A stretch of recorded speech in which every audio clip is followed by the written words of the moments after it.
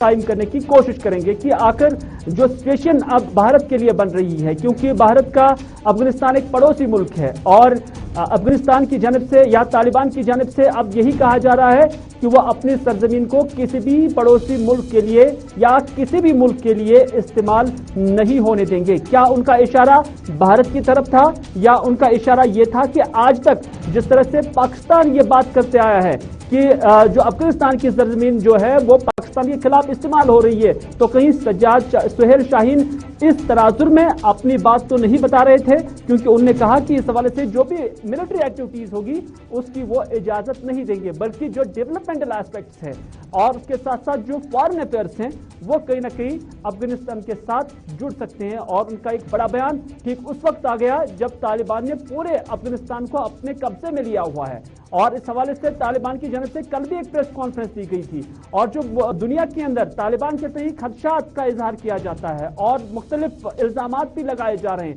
तो उन इल्जामात को तरदीद करते हुए तालिबान का मानना है कि वो हर मुल्क के साथ ठीक तरह से चलना चाहते हैं और ह्यूमन राइट्स को लेकर या वुमेन राइट्स को लेकर भी तालिबान की जानिब से जो स्टेटमेंट आया है उसमें यही बात कही गई है कि अब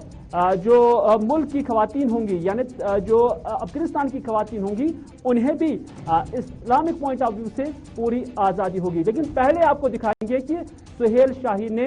एक चैनल के साथ जब इंटरव्यू दिया और उनसे जब सवाल पूछा गया तो उस सवाल के जवाब में सुहेल शाहीन ने भारत से मुतल्लिक क्या कहा, आइए आप तक पहुंचाते हैं। किसी ग्रुप को किस पर को हम इजाजत नहीं देंगे कि अफगानिस्तान की सरजमीन किसके खिलाफ इस्तेमाल करे। ये एक बात ये क्लियर है। दूसरा ये कि अगर पूछा है कि उधर उन्होंने प्रोजेक्ट बनाए हैं, उधर बहुत रिकंस्ट्रक्शन प्रोजेक्ट है, इंफ्रास्ट्रक्चर प्रोजेक्ट है, वो कंप्लीट नहीं हो चुके हैं, इनकम्प्लीट है, वो कंप्लीट करें क्योंकि वो आवाम के लिए। लेकिन अगर दूसरी के अफगानिस्तान के सरजमीन को अपने मकासद के लिए, अपने मिलिट्री मकासद के लिए, अपने राइवलरीज के लिए इस्तेमाल करें, वो तो हमारी पॉलिसी किस अफगानिस्तान की सरजमीन को अपने मकासद के लिए या मिलिट्री मकासद के लिए इस्तेमाल नहीं होने दिया जाएगा। और इस सवाल का जवाब वो दे रहे थे जब उनसे एंकर ने पूछा कि भारत से मुतल्लिक आपकी क्या पॉलिसी होगी। और तो इसी मामले को लेकर संजीव श्रीवास्तव जो कि फॉरेन मामलात पर अच्छी और गहरी नजर रखते हैं, उनसे हम राब्ता कायम करने की कोशिश करते हैं। संजीव जी, आपका खैर मकदम है प्रोग्राम में। जानना चाहेंगे कि जिस तरह से सुहेल शाहीन तालिबान का तर्जुमान का ये स्टेटमेंट आया है और उनका मानना है कि वो तालिबान की सरजमीन को किसी और मुल्क के खिलाफ इस्तेमाल नहीं होने देंगे, नंबर 1। नंबर 2, उनका ये भी मानना है कि भारत की जानिब से जितने भी अधूरे प्रोजेक्ट्स हैं अफगानिस्तान के अंदर उनकी तकमील वो कर सकते हैं। तो आप वैसे एक फॉरेन एक्सपर्ट किस नज़र से इसे देखते हैं? ये हिंदुस्तान के लिए किस तरह का क्या कोई चैलेंज है या कि कोई विन विन सिचुएशन है? जी देखिए, तालिबान के प्रवक्ता के द्वारा ये जो बयान दिया गया है उसमें ऐसा लगता है कि तालिबान के प्रवक्ता पाकिस्तान के जो आईएसआई और आर्मी का जो नैरेटिव है उससे वो प्रभावित लगते हैं। भारत अफगानिस्तान के साथ जो भी एंगेजमेंट भारत ने किए हैं, $3 बिलियन से भी ज्यादा का भारत ने जो निवेश किया था वो अफगानिस्तान की जनता के लिए किया था, अफगानिस्तान के रिकंस्ट्रक्शन और डेवलपमेंट के लिए किया था। और भारत का ये अप्रोच रहता है कि वो अफगानिस्तान के साथ आगे भी और एंगेजमेंट करना चाहता है। भारत अफगानिस्तान के निर्माण और विकास में जो भूमिका अदा कर सकता है, जो बेस्ट कर सकता है, वो भारत करने की इच्छा रखता है। लेकिन जो तालिबान के प्रवक्ता के द्वारा ये कहा जाना कि भारत सिर्फ अधूरे प्रोजेक्ट पूरा कर सकता है और उसके बाद आगे कोई नए प्रोजेक्ट के बारे में वो एक संदेह की स्थिति जो पैदा कर रहे हैं, वो ऐसा लगता है कि वो पाकिस्तान के जो नैरेटिव है उससे वो प्रभावित नजर आते हैं, जो कि भारत और अफगानिस्तान के बीच में ये जो एक सकारात्मक जो संबंध बने थे उसके लिए एक चिंता का सबब है। और जाहिर है कि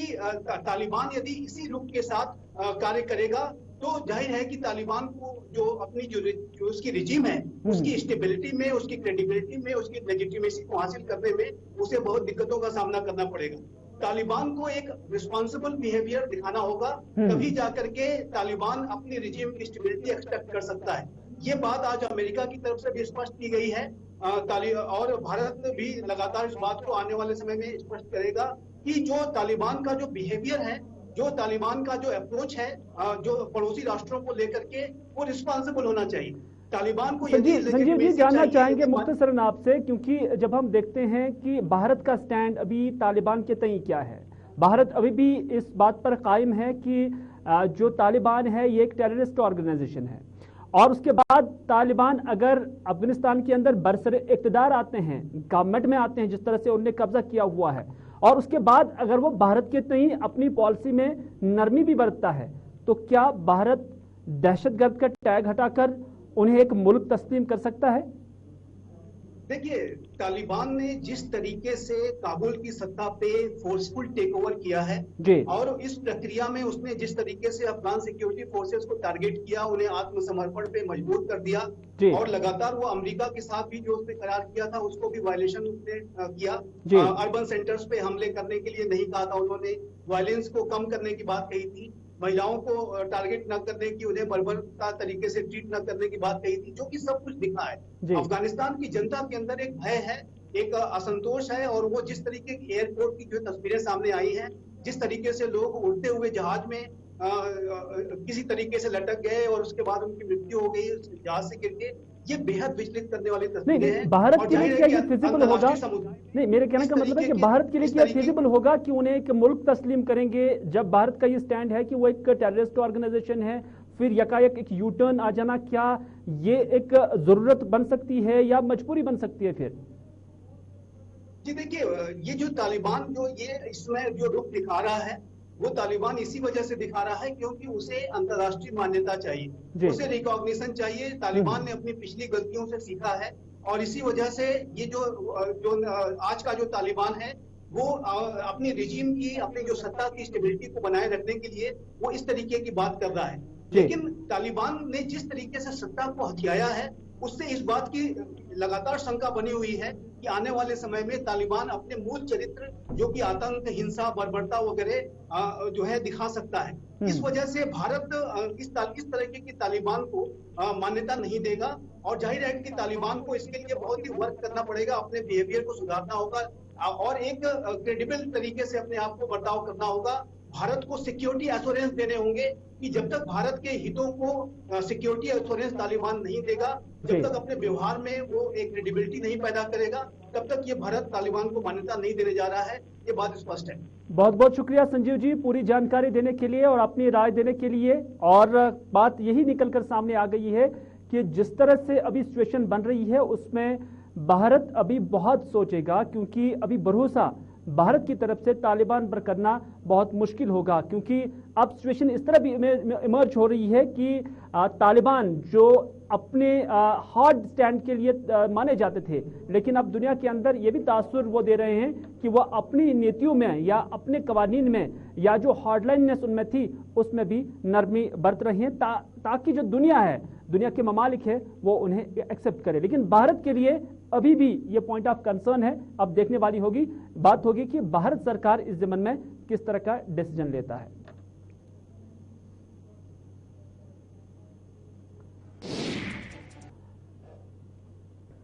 चलिए, तालिबान और दिल्ली के बाद रुख करते हैं शहर श्रीनगर का, क्योंकि श्रीनगर के अंदर आज ईडी की जानिब से साबिका वज़ीर आला महबूबा मुफ्ती, साबिका मरकजी वज़ीर दाखिला मुफ्ती मोहम्मद सईद की अहलिया को तलब किया गया था। इन्हें महबूबा मुफ्ती की वालिदा और साबिक वज़ीर आला व साबिक मरकजी दाखिला वज़ीर की अहलिया को ईडी ऑफिस तलब किया गया था, और तलबी के बाद उनसे पूछगछ की गई है। कई घंटों तक राजबाग के अंदर उनसे पूछगछ हुई है, और पूछगछ के बाद मुख्तलिफ सवालात पूछे गए, और जब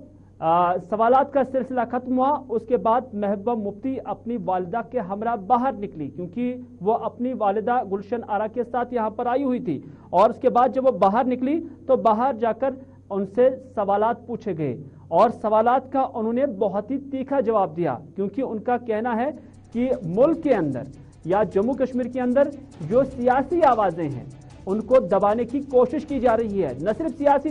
आवाज़ें बल्कि जो एक्टिविस्ट हैं या मीडिया से वाबस्ता लोग हैं, वो भी अगर कोई आवाज़ सरकार के खिलाफ उठाती है तो फिर यहाँ पर उन्हें दबाया जाता है। और इन आवाजों को दबाने के लिए महबूबा मुफ्ती का मानना है कि मुल्क के जो बड़े इदारे हैं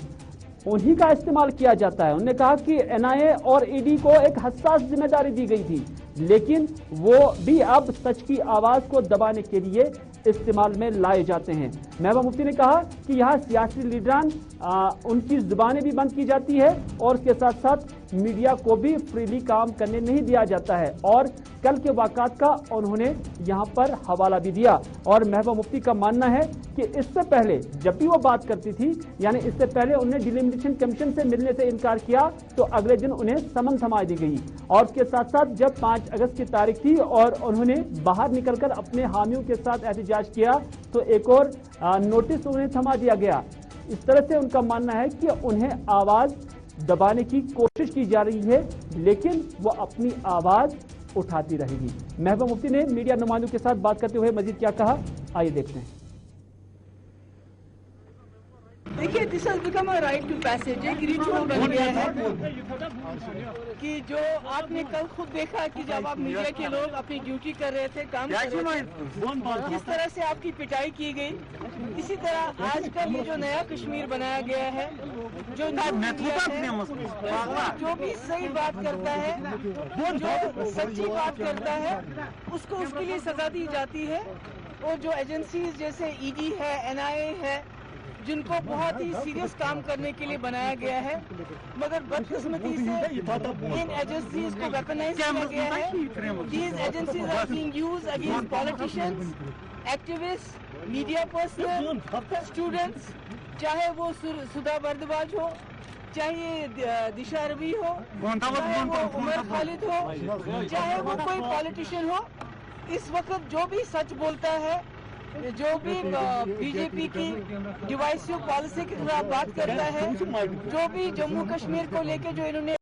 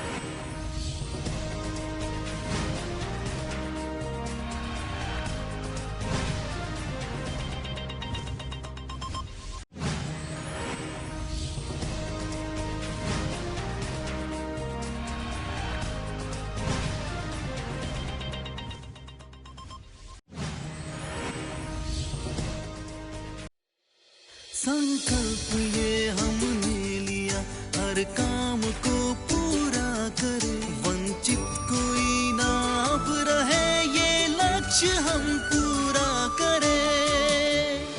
संकल्प है, संकल्प है, संकल्प है। ना अब कोई पिछड़ा रहे, कोई लाचार हो, हर वर्ग का उत्थान हो, सबको सभी अधिकार हो, जो सबसे हो पीछे खड़ा, हम साथ में उसके रहे। संकल्प है, संकल्प है, संकल्प है।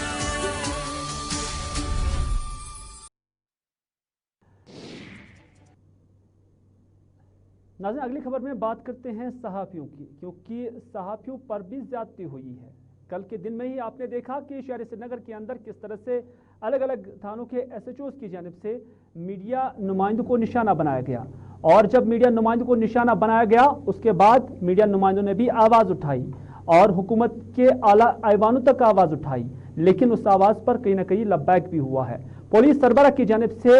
इन आवाज़ों पर एक ट्वीट जारी किया गया और उस ट्वीट में बाज़ाब्ता यही कहा गया है कि जो डीजीपी पुलिस है दिलबाग सिंह साहब, उन्होंने इस मामले का संजीदा नोटिस लिया और संजीदा नोटिस लेने के बाद उन्होंने एसएसपी श्रीनगर को इख्तियारात दिए कि वो इस मामले की तहकीकात करे। लेकिन कुछ ही घंटे गुजरे थे कि फिर तहकीकात भी हुई है और तहकीकात के दौरान क्या कुछ पुलिस ने हासिल किया वो पुलिस ही जानती है। लेकिन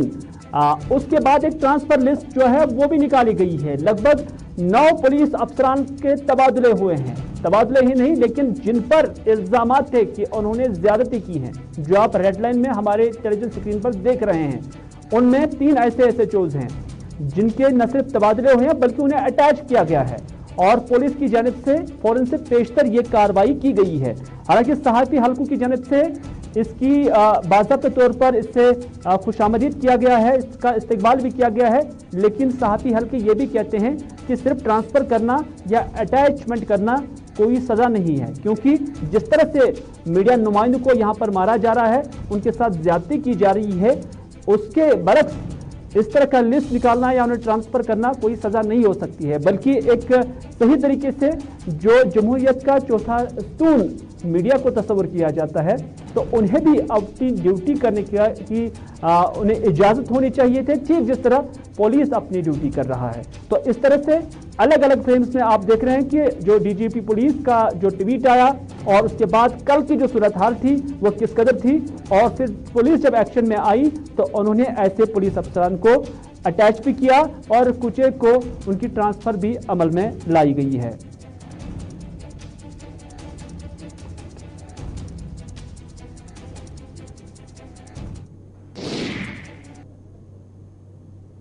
नाज़रीन, काफ़ी वक्त से हम देख रहे हैं कि जो सुसाइड केसेस है वो हमारे वादी कश्मीर के अंदर काफ़ी बढ़ रहे हैं। पिछले 24 घंटों का अगर जिक्र करेंगे तो वादी कश्मीर के अंदर 4 ऐसे अटेम्प्ट्स हुए हैं जिसमें 4 लोगों ने खुदकुशी करने की कोशिश की थी और इस कोशिश में एक 25 साल लड़की की मौत भी वाक़ा हुई है। हम बात करते हैं श्री बारामूला की। बारामूला के अंदर एक बीएससी नर्सिंग तालिबा जिससे अपने समाज में काफ़ी कदर से देखा जाता था और उन्होंने नामालूम वजूहात की बिना पर खुदकुशी की है। हालांकि इब्तिदाई रिपोर्ट्स हैं, अभी पुलिस की तहकीकात होनी बाकी है कि क्या वाकई ये खुदकुशी है या कि कोई कत्ल है, क्योंकि पुलिस इस मामले के तहकीकात कर रही है। लेकिन अभी अंदाजे यही लगाए जा रहे हैं कि जिस तरह से उन्हें फांसी पे लटका पाया गया है तो ऐसा लगता है कि शायद उन्होंने खुद ही फांसी दी है। पुलिस ने इस हवाले से जो लाश का पोस्टमार्टम भी किया और इब्तिदाई रिपोर्ट्स जो वो तहकीकात वो भी बाज़ाब्ता तौर पर शुरू किया है और उसके बाद जो लाश है वो लवाहिकीन के सुपुर्द की गई है।